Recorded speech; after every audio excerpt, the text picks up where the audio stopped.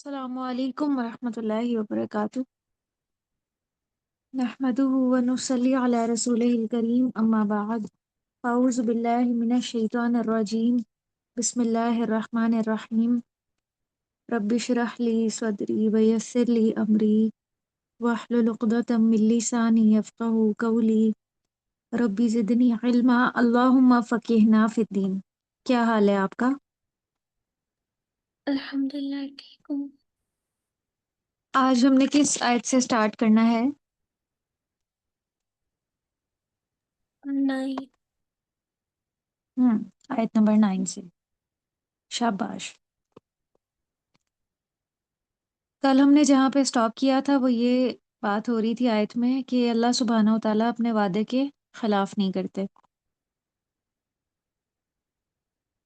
अब नेक्स्ट आयत आयत नंबर 10 है। इन्नल लज़ीना कफ़रू, बेशक वो लोग जिन्होंने कुफर किया।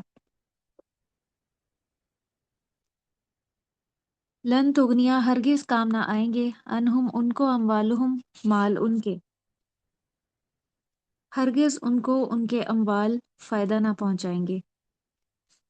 और कौन सी चीज काम नहीं आएगी उन्हें? वला औलादुहुम, और ना औलाद उनकी। मिनल्लाही, अल्लाह से। शैआ, कुछ भी। अल्लाह के यहाँ कुछ भी उन्हें फायदा नहीं पहुंचेगा इन दोनों चीजों से, अपनी माल से भी और औलाद से भी। तो बहुत से लोगों को दुनियावी शान शौकत और माल और औलाद की मोहब्बत जो है ना, वो ईमान से, हदायत से रोकती है। वो इन चीज़ों की मोहब्बत में मुब्तला होके ईमान और हदायत का रास्ता इख्तियार नहीं करते।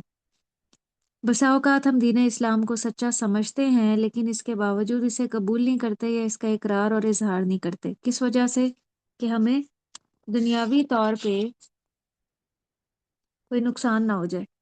तो फरमाया जा रहा है कि ये दुनिया तो यहीं रह जाएगी, अल्लाह के यहाँ इन चीज़ों की कोई वैल्यू नहीं। अल्लाह के यहाँ ये तुम्हें बचा नहीं सकेंगी अगर साथ में ईमान ना हुआ। जैसा कि कुरान में एक और जगह है, यौमा ला यनफ़उ मालुम वला बनून इल्ला मन अतल्लाह बिक़ल्बिन सलीम। जिस दिन माल और बेटों का खास तौर पे यहाँ पे जिक्र आया है कि हमारे माशरे में बेटों को बहुत अहम समझा जाता है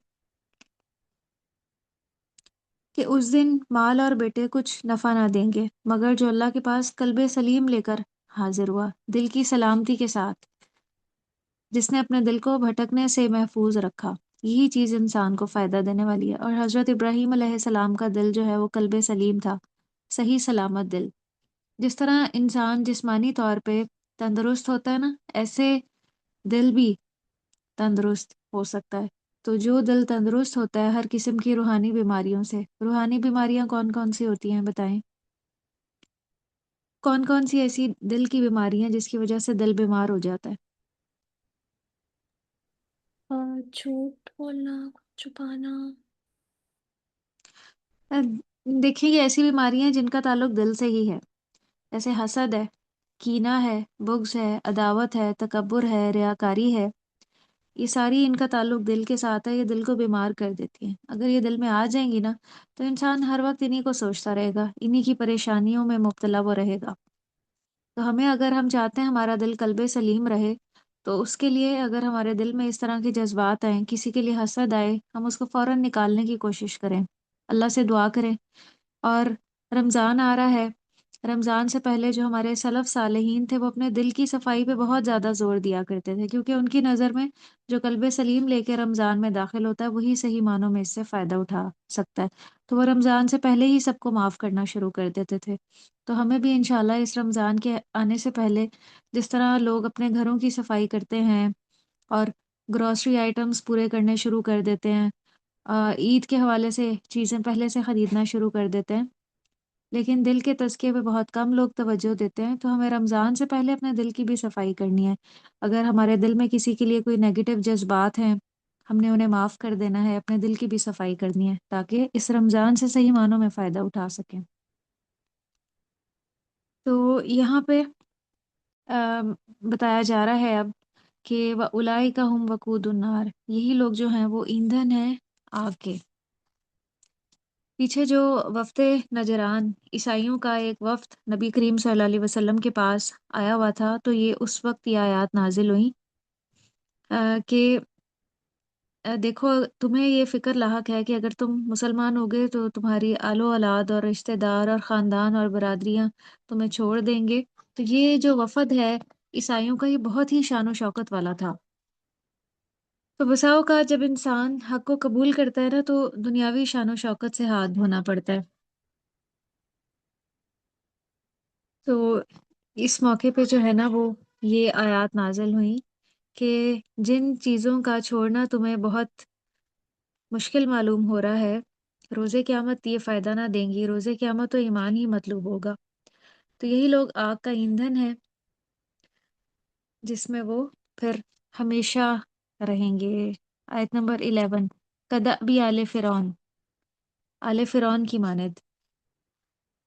آل فرعون سے مراد ہے فرعون اور اس کے جتنے بھی فالوورز ہیں، جس نے بھی فرعون کی پیروی کی۔ والذین من قبلہم، اور وہ لوگ جو ان سے پہلے تھے۔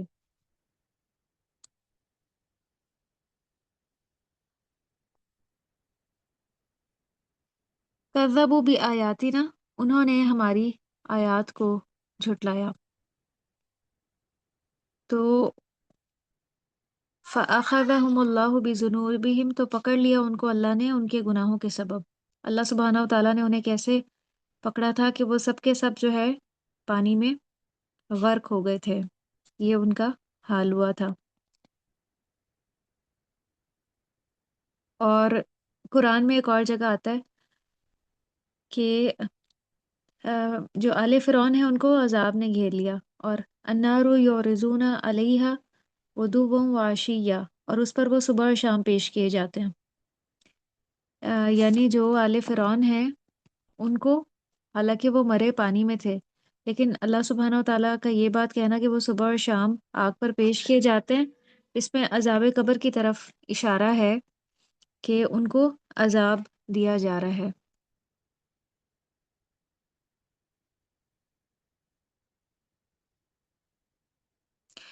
تو یہ اللہ تعالیٰ کے لیے بالکل بھی مشکل نہیں ہے کہ اللہ سبحانہ و تعالیٰ قبر میں کسی کو عذاب دیں۔ ہمیں تو بظاہر باہر سے کچھ بھی نظر نہیں آ رہا ہوتا، لیکن اللہ کے لیے کیا مشکل ہے کہ اللہ تعالیٰ مٹی میں بھی آگ ڈال دیں۔ تو دیکھیں کہ مائکرو ویو میں کیا کوئی آگ لگی ہوئی ہوتی ہے کہ کھانا اس میں بسا اوقات ریڈی ہو جاتا ہے یا گرم ہو جاتا ہے؟ کیا اس میں کوئی آگ ہوتی ہے جو ہمیں نظر آئے؟ نہیں۔ ریز ہی ہوتی ہے نا۔ تو ایسے ہی اللہ سبحانہ و تعالیٰ کے لیے کیا مشکل ہے کہ وہ قبر میں ریز کے ذریعے عذاب دیں، جو جلانے کا کام کرے۔ تو اللہ تعالیٰ کے لیے کچھ بھی مشکل نہیں ہے، وہ سب کچھ کر سکتے ہیں۔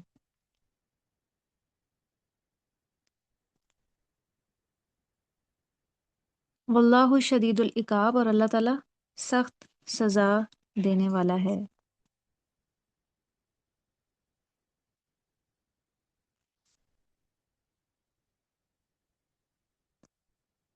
یعنی ہر انسان کو اللہ سبحانہ و تعالیٰ کی طرف ہی لوٹ کر جانا ہے، اور ہر انسان کو جو اس نے جرم کیا ہوگا، اور سب سے بڑا جرم تو یہی ہے ایمان نہ لانا، جس کی یہاں پہ مثال دی جا رہی ہے کہ اہل کفار یا آل فرعون، ان کے لیے آگ کا عذاب ہے اور وہ اس میں ہمیشہ رہنے والے ہیں، اور اللہ تعالیٰ سخت سزا دینے والا ہے۔ پھر آیت نمبر 12 ہے، کل کہہ دیجئے للذین، ان لوگوں کے لیے، کفروا جنہوں نے کفر کیا، ستغلبون، ان قریب تم مغلوب کیے جاؤ گے، وتحشرون، اور تم اکٹھے کیے جاؤ گے، الی جہنم، طرف جہنم کے۔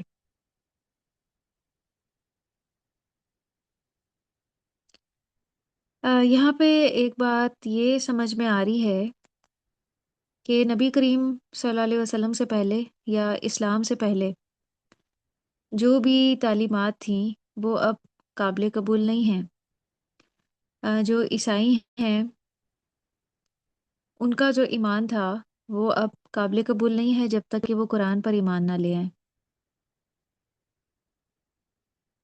تو یہ سب آیات بتا رہی ہیں کہ آپ نے وفد نجران کو کیا کہا تھا جب انہوں نے کہا تھا کہ ہم مسلمان ہیں، ہم بھی ایمان رکھتے ہیں اللہ پہ۔ تو آپ نے فرمایا تھا کہ نہیں، جب تک تم اس کتاب کو نہیں نہ مانو گے، یعنی قرآن کو، تو تب تک تمہارا جو ایمان ہے وہ قابل قبول نہیں ہے۔ सतुगलबून व तुहशरून, अनकरीब तुम मगलूब किए जाओगे और तुम इकट्ठे किए जाओगे। कहाँ की तरफ? जहन्नुम की तरफ। एक माना तो यही हो सकता है कि दुनिया में भी मगलूब होगे, यानी नाकाम हो जाओगे और आखिरत में जहन्नुम में जाओगे, और वो बदतरीन ठिकाना है। और वाकई उस वक्त अहले किताब के साथ क्या हुआ था कि जो बनु नज़ीर और बनु कैनका के कबीले थे ना, उनको जिला वतन कर दिया गया था, यानी उनको वहां से निकाल दिया गया था जब इस्लाम का गलबा हुआ था, इस्लाम का अरूज हुआ था। और इसी तरह बनु कुरैजा का जो कबीला था वो कत्ल कर दिए गए थे। तो ये अहले किताब का अंजाम हुआ था आखिर में। फिर ये जो नजरान का वफ्द है, ये ईमान लेकर नहीं आया वफ्द नजरान, तो इनको भी, इनके ऊपर जिजिया आयद कर दिया गया कि अगर ये मुसलमानों के इलाके में रहना चाहते हैं तो ये टैक्स पे करेंगे, जिजिया पे करेंगे, फिर ये यहाँ पे रह सकते हैं, क्योंकि ये मुसलमान नहीं हुए थे। फिर इन्होंने जिजिया देना कबूल कर लिया, और मक्का जो है पूरे का पूरा मुसलमानों ने फतह कर लिया था। उस वक्त बहुत से मुशरिकीन मक्का भी ईमान ले आए थे, और ये जो यहूद जो ईमान लेकर नहीं आए उनको फिर जिला वतन कर दिया गया, वहां से निकाल दिया गया।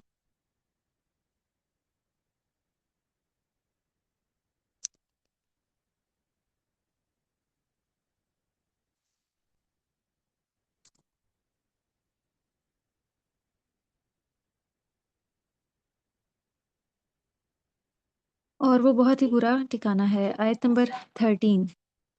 कद कान लकुम, तहकीक है तुम्हारे लिए, आयतुन निशानी, फी फिअतैनी, दो गिरोहों में, इल्तकता जो आपस में लड़ी।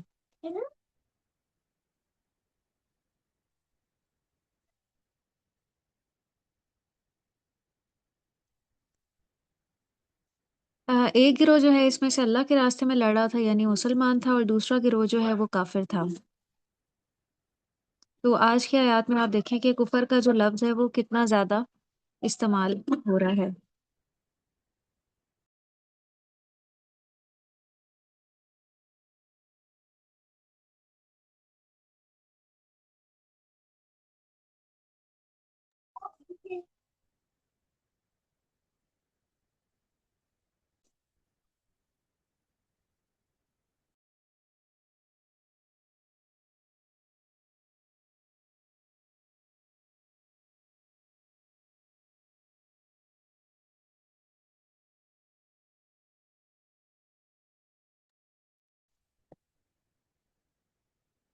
पीछे जो है हमने ईमान की तफसीलात पढ़ी थी, और यहाँ पे जो है अब कुफर की बात हो रही है।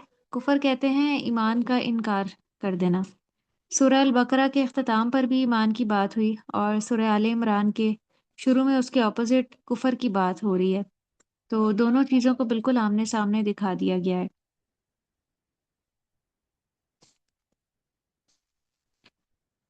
नफ़िअतुन तुकातिलु फी सबीलिल्लाह व उखरा काफिरतुन यरौनहुम मिस्लैहिम रअयल ऐन। और दूसरा गिरोह जो काफिर था वो उनको देख रहा था दुगना अपने से, देखना आंख से। यहाँ पे अब जंग बदर का एक मंजर खींचा जा रहा है, कि यहाँ जंग बदर में बताएं कि अल्लाह सुब्हाना व तआला ने मुसलमानों की किस किस तरह मदद की थी। एक तो यही मदद है जो इस आयत में भी हमें नजर आ रही है।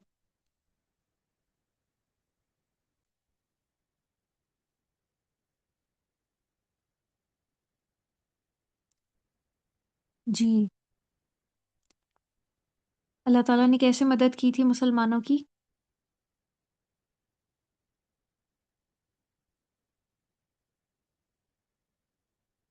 जी उनैजा, वो देख रहे थे उनको दुगना अपने से। उनने उनने मदद की थी कि मतलब मुसलमान तादाद में कम थे, फिर भी अल्लाह की मदद की वजह से जीत गए। हम्म, मुसलमान तादाद में कम थे, यानी उन दोनों को फरिश्तों। अपने से अपने से दुगनी नजर आ रही थी ऑपोजिट पार्टी जो है ना। जैसे मुसलमान 313 थे, तो उन्हें जो है वो काफिर 626 नजर आ रहे थे, जबकि काफिर असल में जो है ना वो 1000 थे। और काफिर काफिर 1000 थे तो उन्हें मुसलमान 2000 नजर आ रहे थे। یعنی ان دونوں کو جو ان کی ایکچوئل تعداد تھی اپوزٹ پارٹی اس سے ڈبل نظر آ رہی تھی. تو یہ اللہ تعالیٰ کی طرف سے مسلمانوں کی ایک مدد تھی کہ کافر جتنے اصل میں تھے مسلمانوں کو وہ اس سے کم نظر آ رہے تھے، اور مسلمان جتنے تھے کافروں کو اپنے سے بھی ڈبل نظر آ رہے تھے، یعنی 2000. اس سے کافروں کے دلوں میں مسلمانوں کا ایک خوف بیٹھ گیا. اور ایسا اللہ کے اذن اور اس کی مشیت کی وجہ سے ہوا. اللہ تعالیٰ جو چاہے کر سکتے ہیں، اور اللہ کی تائید اور نصرت ہمیشہ مسلمانوں کے ساتھ ہوتی ہے، اور غیر معمولی طور پہ اللہ تعالیٰ نے ہمیشہ مسلمانوں کو فتح نصیب کی ہے. تو اس سے یہ اشارہ ملتا ہے کہ ہماری بھی اسی طرح سے مدد ہو سکتی ہے جس طرح اللہ تعالیٰ نے بدر کے مسلمانوں کی مدد کی تھی.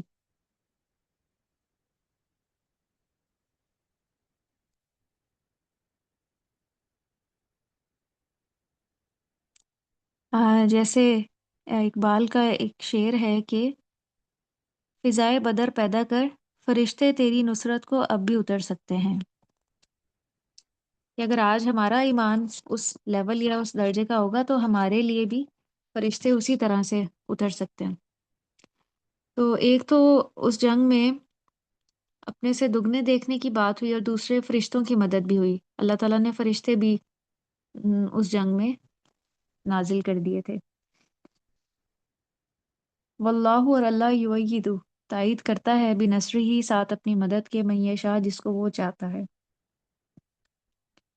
ان فی ذالک، بے شک اس میں، لعبرۃ، البتہ عبرت ہے، لأولی الابصار، اہل بصیرت کے لیے.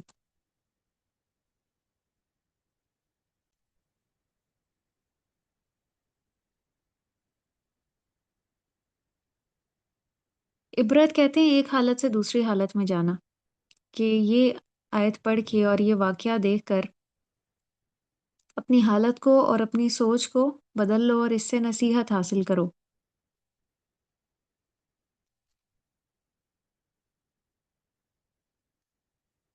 جنگ بدر میں مسلمانوں کا لشکر جو ہے وہ بہت تھوڑا تھا. ان کے پاس صرف 70 کے قریب اونٹ تھے، 3 گھوڑے تھے، 313 لوگ تھے، اور دوسری طرف 1000 کافر تھے. اس کے باوجود اللہ تعالیٰ نے مسلمانوں کو فتح دی. آ، اور اس میں جو فزیکل کنڈیشن تھی وہ بھی مسلمانوں کی ہی فیور میں گئی. میدان بدر میں کفار پہلے آ گئے. انہوں نے اپنے لیے وہ جگہ پسند کر لی جو زیادہ مضبوط تھی اور جمی ہوئی تھی. تو اللہ کی مدد کچھ یوں آئی کہ ہوا چل پڑی، جس کا رخ جو ہے وہ کفار کے لشکر کی طرف ہو گیا. ریتیلا میدان تھا، خوب ریت اتری اور ان کی آنکھوں میں جا پڑی. پھر بارش ہو گئی، تو کفار جس طرف تھے بارش کا پانی وہیں جا کر جمع ہو گیا، وہاں پھسلن ہو گئی. اور مسلمان جس جگہ پہ تھے نا وہاں پہ ریت تھی، تو بارش ہونے سے وہ زمین کچھ جم گئی. پھر اللہ تعالیٰ نے اس جنگ میں مسلمانوں کے دل میں سکون اور اطمینان نازل فرمایا، فرشتے بھیجے. یہ سب کچھ اللہ کی مدد تھی. اور اللہ کی مدد کا طریقہ یہ ہے کہ جب ایمان سچا ہوتا ہے نا تو اللہ تعالیٰ کی ایسے ہی مدد آتی ہے. اللہ تعالیٰ قدرتی طور پہ ایسے اسباب پیدا فرما دیتے ہیں جو بہت ہی فیوریبل ہوتے ہیں. آج ہم اپنی حالت کو دیکھیں تو آج اللہ سبحانہ و تعالیٰ ہم سے ناراض ہے. حالات آج ہمارے فیوریبل نہیں ہیں. کبھی ہم مہنگائی کا شکار ہو جاتے ہیں، کبھی ہم قحط سالی کا شکار ہو جاتے ہیں، کبھی جو ہے جو بے موسمی بارش ہے وہ ہو جاتی ہے جس سے فصلیں تباہ ہو جاتی ہیں. اور جب اللہ کی مدد آتی ہے نا، جب حالات فیوریبل ہوتے ہیں، تو تب اللہ سبحانہ و تعالیٰ بارشوں کو حکم دیتے ہیں. وہ تب نازل ہوتی ہیں جب ان کی ضرورت ہوتی ہے، جب کھیتوں کو فائدہ ہوتا ہے. تو یہ اور زلزلوں کا آنا یہ بھی اللہ کی ناراضگی کا ایک سمبل ہے. تو ہم چاہے جتنی بھی مادی لحاظ سے ترقی کر لیں، لیکن جب تک ہم اپنے ایمان کی اور عمل کی اصلاح نہیں کریں گے تو اللہ کی مدد جو ہے نا وہ دروازہ وقتی طور پہ کلوز رہے گا، اور ہمیں اس طرح کی مشکلات کا سامنا کرنا پڑے گا. تو آج بھی جب مسلمانوں کو شکست ہوتی ہے تو وہ اپنی کمی کوتاہی نہیں دیکھتے، بلکہ وہ اور ہی چیزیں سوچنا شروع کر دیتے ہیں کہ فلاں نے سازش کی ہمارے خلاف. تو اگر ہم واقعی چاہتے ہیں کہ ہماری بھی مدد ہو تو اس کے لیے ہمیں اپنے اندر صحابہ کرام جیسا ایمان پیدا کرنا ہوگا، ویسی ہی سچائی، امانت، دیانت، سنجیدگی، شجاعت، استقامت دین کے راستے میں اپنے اندر پیدا کرنی ہوگی۔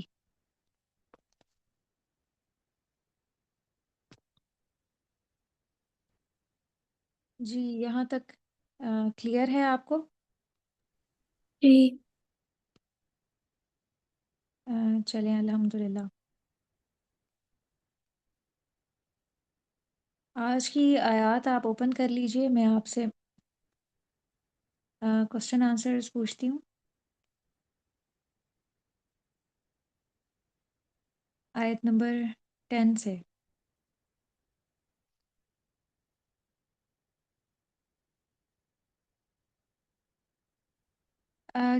آیت نمبر 10 سے بتائیں کہ کیا دنیاوی مال و دولت کی کثرت اس بات کا ثبوت ہے کہ اللہ تعالیٰ ہم سے راضی ہیں؟ نہیں، ہم، بلکہ یہ انسان کی آزمائش ہے۔ آیت نمبر 11 میں بتائیں کہ اس آیت میں اللہ کی پکڑ کی کیا وجوہات بتائی گئی ہیں؟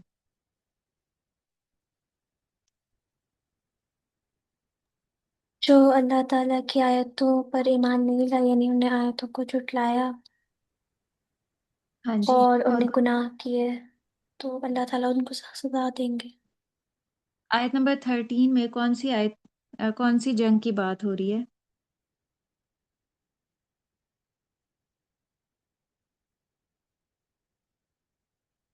اور جنگ بدر۔ ہم، جنگ بدر کو قرآن میں ایک اور جگہ یوم الفرقان بھی کہا گیا ہے۔ اس سارے واقعے میں کس کے لیے عبرت ہے؟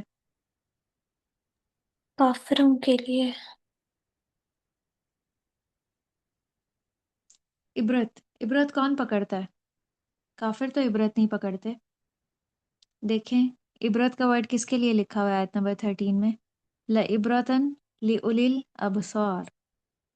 نہیں مطلب اس جنگ کے بعد اہل بصیرت ہمیں۔ ہم، اہل بصیرت وہ ہوتے ہیں جن کی سوچ اور نظر بہت گہری ہوتی ہے، جو واقعات کو دیکھ کے ہی تجزیہ کرتے ہوئے اس کو مان لیتے ہیں۔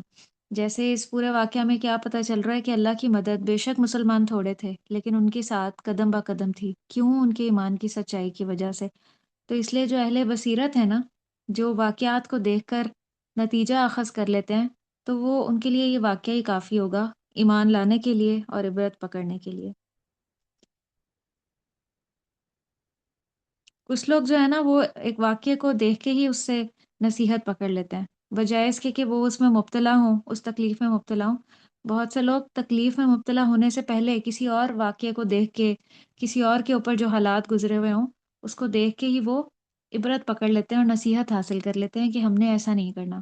ایک بندہ مومن بھی عبرت کی نگاہ رکھنے والا ہوتا ہے، اہل بصیرت ہوتا ہے۔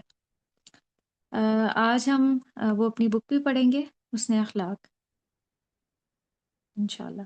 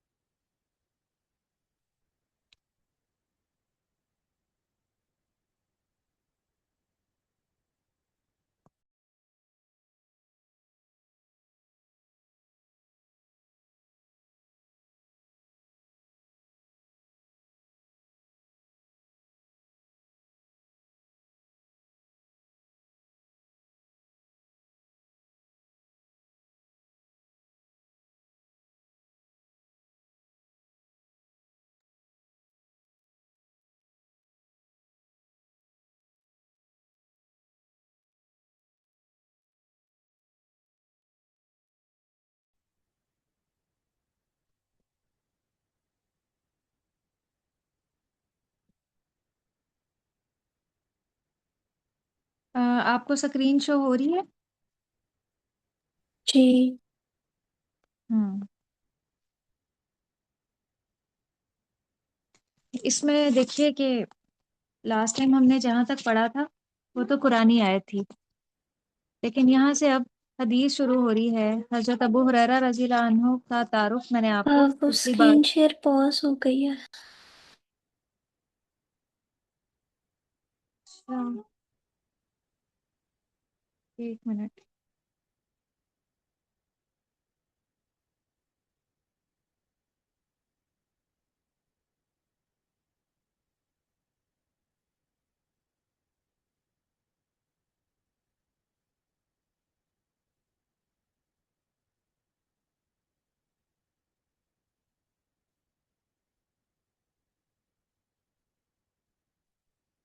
ایک منٹ ویٹ کیجیے گا۔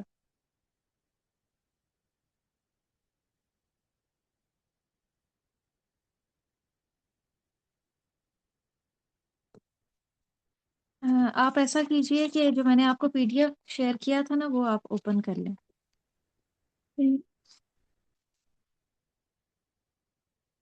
پیج نمبر 3 ہے۔ یہ جہاں پہ بند لکھا ہوا ہے اس کے ساتھ حدیث ہے، رواہ البخاری فی الادب المفرد عن ابی ہریرہ ان رسول اللہ صلی اللہ علیہ وسلم قال انما بعثت لأتم صالح الاخلاق،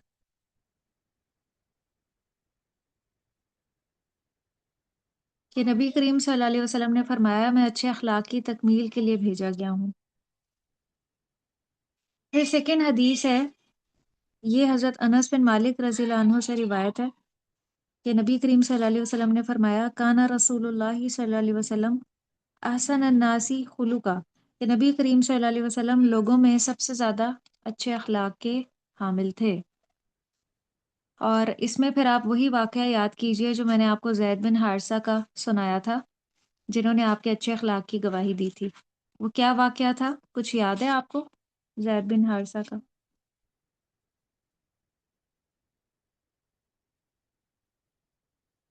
جی، واقعہ یاد ہے کیا ہوا تھا؟ ان کے پیرنٹس ان کو لینے کے لیے آئے تھے اور انہوں نے کیا کہا تھا؟ تو انہوں نے حضور صلی اللہ علیہ وسلم کے ساتھ مطلب رہنا چاہا تھا اور انکار کر دیا تھا کہ کہاں انہیں چاہا نہیں تھا؟ جانا۔ ہاں، ذرا سوچیں، انہوں نے اپنے والد اور چچا کے ساتھ جانے سے انکار کر دیا کہ نہیں، میں نے نبی صلی اللہ علیہ وسلم کے اخلاق میں جو خوبیاں دیکھی ہیں وہ اور کسی میں بھی نہیں، میں ان کو چھوڑ کے نہیں جا سکتا۔ تو اس سے یہ حدیث کے الفاظ کے لوگوں میں سب سے زیادہ اچھے اخلاق کے حامل تھے۔ پھر تیسری حدیث ہے، یہ حضرت ابو ہریرہ سے مروی ہے، اکمل المؤمنین ایمانا احسنہم خلقا، کہ نبی کریم صلی اللہ علیہ وسلم نے فرمایا سب سے زیادہ کامل ایمان والے وہ لوگ ہیں جو مسلمانوں میں سب سے زیادہ اچھے اخلاق والے ہیں۔ تو ان کا جو ایمان ہے وہ کامل ہے۔ تو اس سے یہ بات سمجھ میں آتی ہے کہ ایمان کی تکمیل کے لیے اچھے اخلاق کا ہونا ضروری ہے۔ ایمان کی تکمیل اخلاق کی خوبصورتی سے ہی ہو سکتی ہے۔ پھر چوتھی حدیث ہے کہ نبی کریم صلی اللہ علیہ وسلم نے فرمایا، پیج نمبر 4 پہ، میزان میں حسن اخلاق سے زیادہ بھاری کوئی چیز نہ رکھی جائے گی، اور یقیناً حسن اخلاق والا شخص روزے دار اور نماز پڑھنے والے کا درجہ پا لیتا ہے۔ یہ نفلی روزہ اور نفلی نماز پڑھنے والے کا ذکر ہے۔ یعنی اگر کوئی ساری رات نفل نماز پڑھے اور ہر روز نفلی روزہ رکھے تو جتنا ثواب وہ پا سکتا ہے نا، اتنا ثواب کس کو مل جاتا ہے؟ اچھے اخلاق والے کو۔ اسی لیے جنت میں جو سب سے اعلیٰ ٹاپ کی جنت میں لوگ ہوں گے نا، وہ اچھے اخلاق والے ہوں گے۔ اچھے اخلاق اور اچھے مینرز اتنے بلند اخلاق بلند درجات تک انسان کو لے جاتا ہے۔ تو اچھے اخلاق والے کو اگرچہ وہ ساری رات نماز نہ بھی پڑھ سکے، ہر روز روزہ نہ بھی رکھ سکے، لیکن اس حدیث کے مطابق وہ اس انسان کا درجہ پالے گا جو کثرت سے نوافل پڑھتا ہو اور کثرت سے نفلی روزے رکھتا ہو۔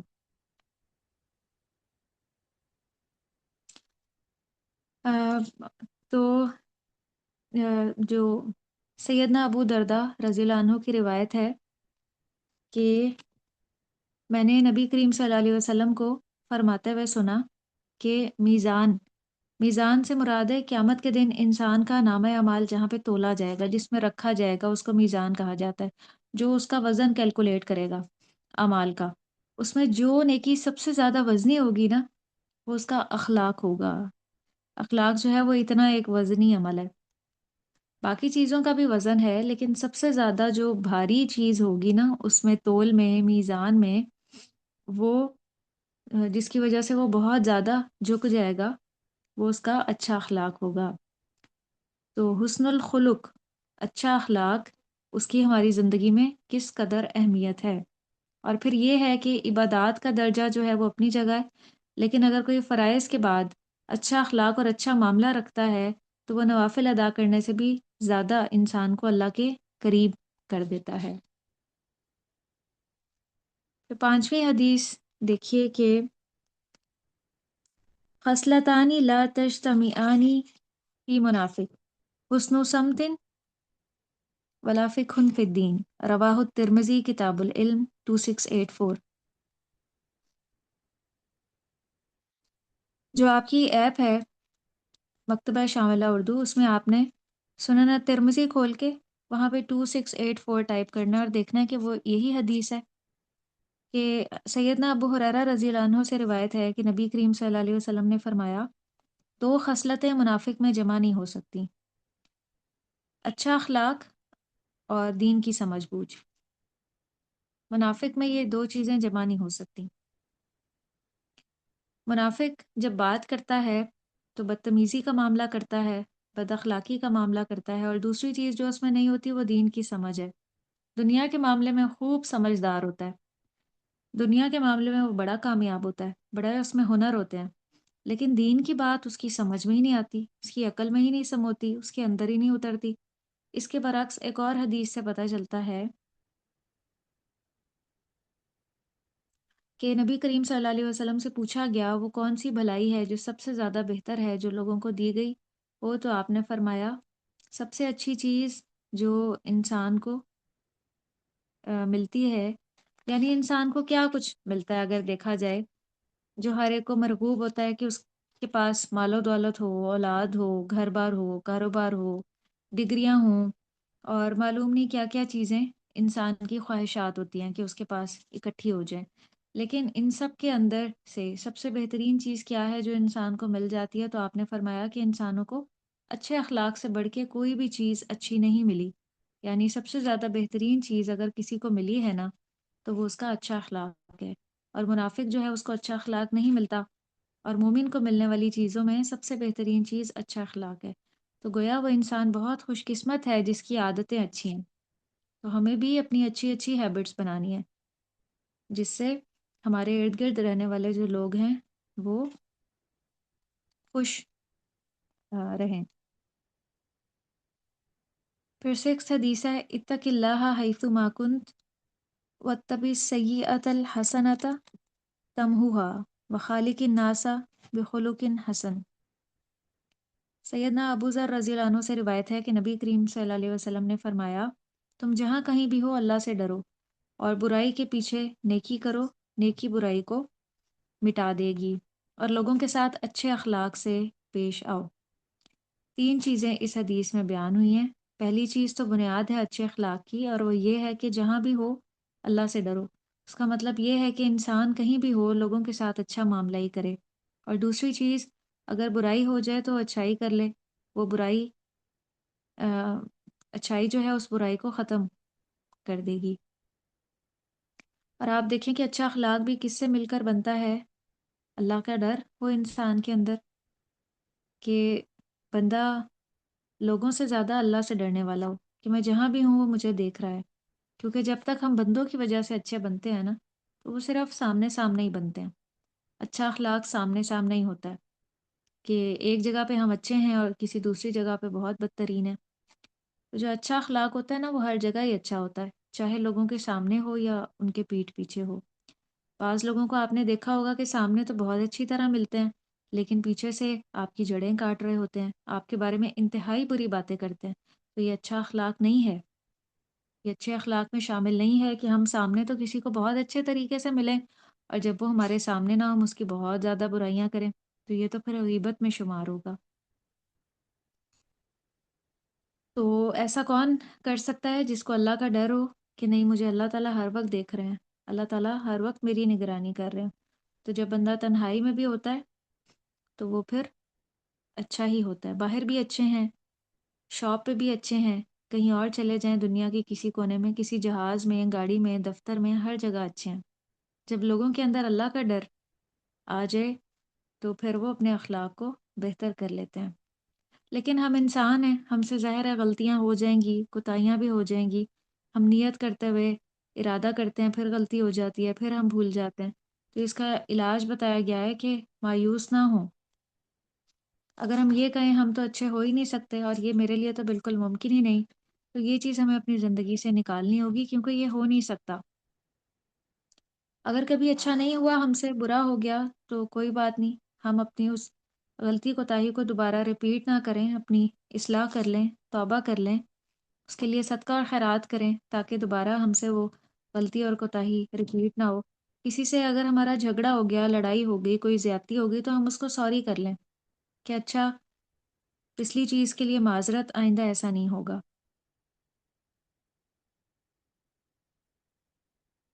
اور یہاں پہ تیسری بات یہ بتائی جا رہی ہے کہ لوگوں کے ساتھ اچھے اخلاق کا برتاؤ کیا جائے. گویا اللہ کے ساتھ سچے ہوں، اللہ سے ڈریں، اپنے ساتھ سچے ہوں کہ غلطی ہو تو آپ کو خود پتہ ہوتا ہے میں نے غلط کیا ہے، چاہے ساری دنیا بھی کہے کہ آپ نے غلط نہیں کیا، لیکن انسان کے اندر غلط کام کرنے پہ ایک گلٹ ہوتا ہے جو اس کو اندر سے پریشان کرتا ہے. اور تیسری چیز یہ کہ لوگوں کے ساتھ اگر سچے ہیں تو پھر ان کے ساتھ بہترین اخلاق ہم نے اپنانا ہے انشاءاللہ. جامع اخلاق. تو جامع اخلاق کے بارے میں ہم اس وقت پڑھ رہے ہیں اور نبی کریم صلی اللہ علیہ وسلم کی احادیث اور ان کی حکمت سے ہم استفادہ کر رہے ہیں. لیکن ساتھ ساتھ ہم چاہیں گے کہ یہ ساری چیزیں جو ہم اس بک میں پڑھیں وہ ہمارے اندر بھی آ جائیں. تو انسان کی دنیاوی خوبصورتی بھی اسی میں ہے، اور اس دنیا سے جانے کے بعد جنت میں بھی جو بلند درجات ملیں گے وہ اچھے اخلاق ہی کی بدولت ملیں گے.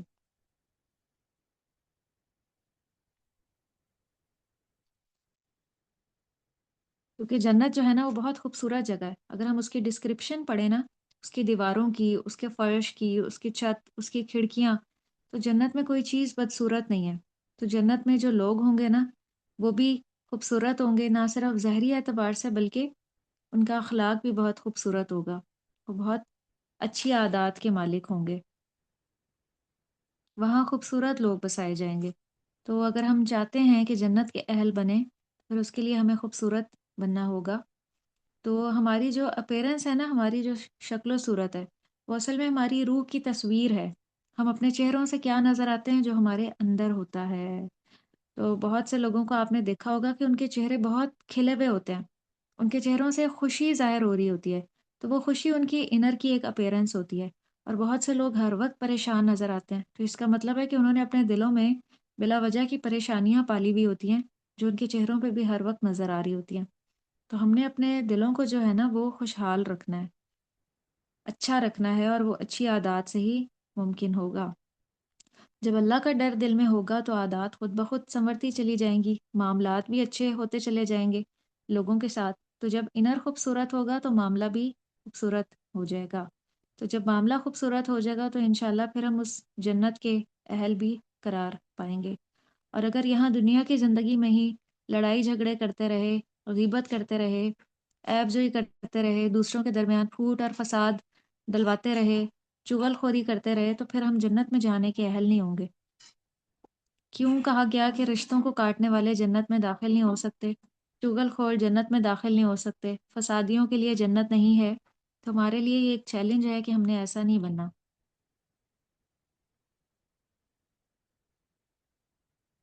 تو عبادت، اصل عبادت جو ہے نا وہ اچھا اخلاق ہے، اور یہ عبادت کا اعلیٰ ترین درجہ ہے جس میں انسان نفلی عبادت سے بھی زیادہ وزنی نیکی کما لیتا ہے اچھے اخلاق کے ذریعے.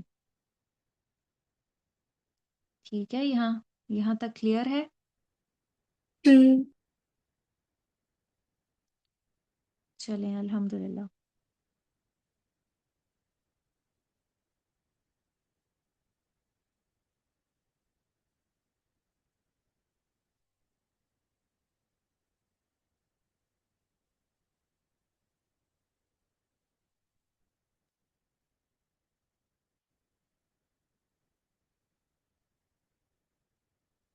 اگر آپ کو کوئی سورہ یاد ہے تو سنا دیں، ریوائز کی بھی ہے آپ نے؟ نہیں آج تو نہیں کی۔ اچھا، چلیں ٹھیک ہے۔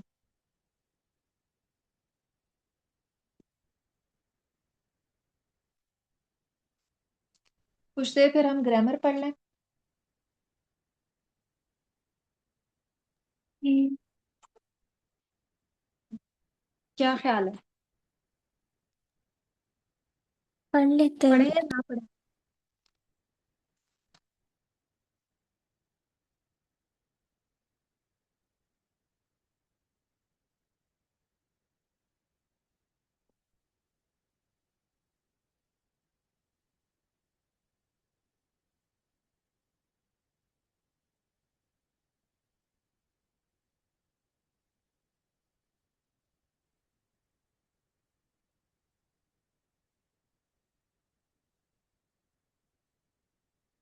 لاسٹ ٹائم ہم نے کہاں تک پڑھا تھا لسان القرآن کا؟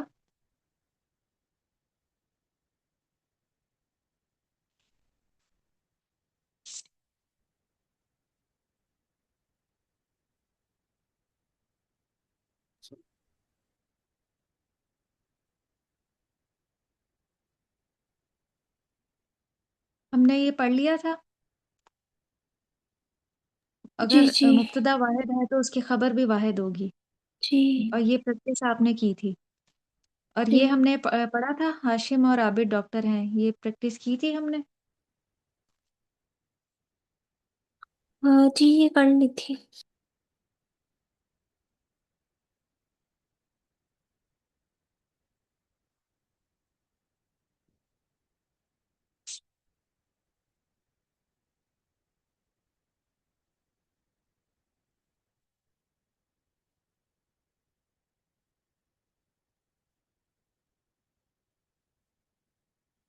چلیں آپ یہ سنا دیں، اس کی پریکٹس کر لیتے ہیں۔ دی گئی مثال کے مطابق کالم مکمل کریں، جیسے انہوں نے کیا ہوا نا، الطالب جالسن، طالب علم بیٹھا ہے، یہ پورا ایک جملہ ہے عربی میں۔ اس میں آپ دیکھیں، میں نے آپ کو بتایا تھا مبتدا معرفہ ہوتا ہے اور مرفوع ہوتا ہے، اور خبر نکرہ ہوتی ہے اور وہ بھی مرفوع ہوتی ہے۔ تو طالب معرفہ کس طرح ہے، اس کے ساتھ الف لام لگا ہوا ہے، اور خبر نکرہ کس طرح ہے، اس کے آخر میں تنوین ہے۔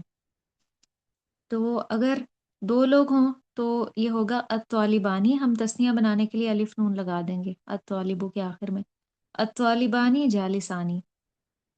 اور جمع، اس کی جمع مکسر بنے گی، کیونکہ طالب کی جو جمع ہے طالبونا نہیں ہوتی، طلاب ہوتی ہے۔ الطلاب جالسونا، اس کا کیا مطلب ہوگا؟ الطلاب جالسونا، کہ زیادہ ہیں ہاں، طالب۔ زیادہ اسٹوڈینٹس بیٹھے ہوئے ہیں۔ تو یہ عربی جی میں ایک پورا جملہ ہے، الطلاب جالسونا۔ اب آپ اس کا بنائیں، المؤمن صادق، ایک مومن جو ہے وہ سچا ہے۔ المؤمنانی صادقانی، جی، اور دوسرا ہوگا المؤمنون ہوں، صادقون۔ شاباش، یعنی بہت سے جو مومن ہیں وہ سچے ہیں۔ تو المنافق کاذب، منافق جھوٹا ہے۔ اب دو کے لیے المنا بنائیں، جمع کے لیے بنائیں۔ المنافقانی کاذبانی، جی، المنافقون کاذبون۔ الرجل مسلم، ریلیونٹ شخص جو ہے وہ مسلمان ہے۔ الرجلانی مسلمانی، ہوں، الرجل الرجال، الرجال مسلمون۔ الولد حاضر، بچہ جو ہے وہ پریزنٹ ہے، لڑکا۔ الولدانی ہوں، الولدانی حاضرانی، ہوں، الولدون ہوگی الاولاد، الاولاد حاضرون۔ الطالبۃ قائمۃ، طالبہ جو ہے وہ کھڑی ہے۔ الطالبتانی قائمتانی، ہوں، الطالب الطالبتون نہیں، الف تا لگا کے ہم جمع مؤنث سالم بنائیں گے۔ الطالباتی الطالبات، الطالبات काइमून। काइमातुन, ये भी मुअन्नस बन जाएगी ना। काइमातुन। जी। अत्वालिबातु काइमातुन, अलमुनाफिकतु खाइफतुन, अल मुनाफिकानी खाइफानी। ये अल मुअन्नस है। मुनाफ अ, हाँ, अल मुनाफिकतानी। खाइफतानी। हाँ जी। और अल जमा, मुनाफिकाती अल खाइफा। मुनाफिकातु अल मुनाफिकातु खाइफात। खाइफातुन, शाबाश। अल मरअतु दाहिकतुन, औरत जो है वो हंस रही है। अल मरअतात। अल मरअतानी हम्म। साहिकतानी। जी। अल मरअतातु साहिकतातु। इसकी जमा होगी निसा, औरतें हंस रही हैं। अन्निसाउ। अन्निसाउ साहिकताती। ज़ाहिकातुन। अल बिन्तु बाकियातुन।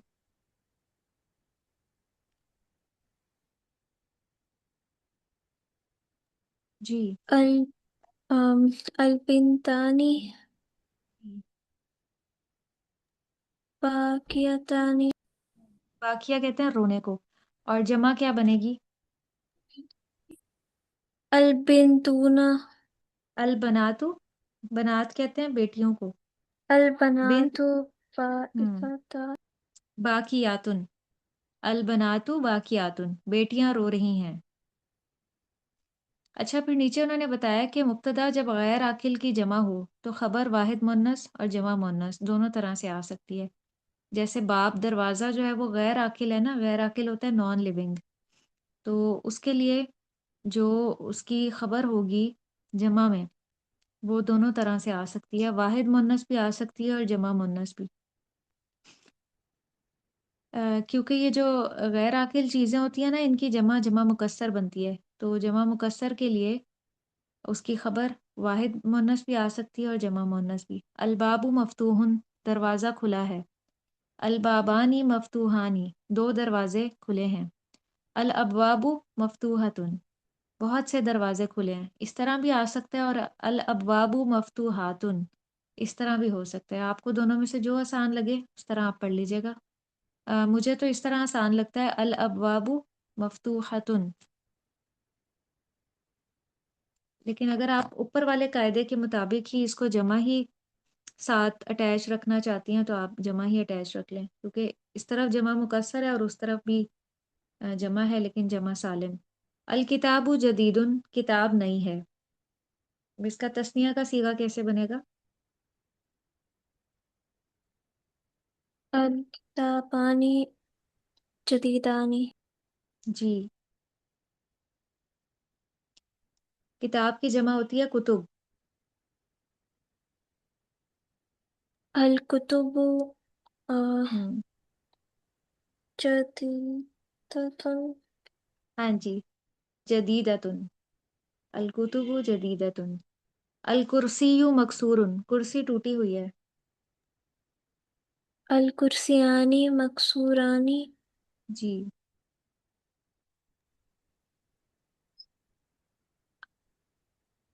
अल कुर्सियून। जी। कुर्सी की जमा कुर्सियूना होगी। अ, करासी, इसकी जमा है, कुर्सी की जमा। अल करासी मकसूरतुन। मकसूरतुन। अल गुरफतु नजीफतुन, कमरा जो है वो साफ है। अल गुरफतानी नसीफतानी। हाँ जी। और जमा, गुरफा की जमा जो है गुरफ होती है, गुरफ। अल गुरफु नजीफतुन। अस्सय्यारतु जमीलतुन, गाड़ी खूबसूरत है। अस्सय्यारतानी जमीलतानी। हम्म।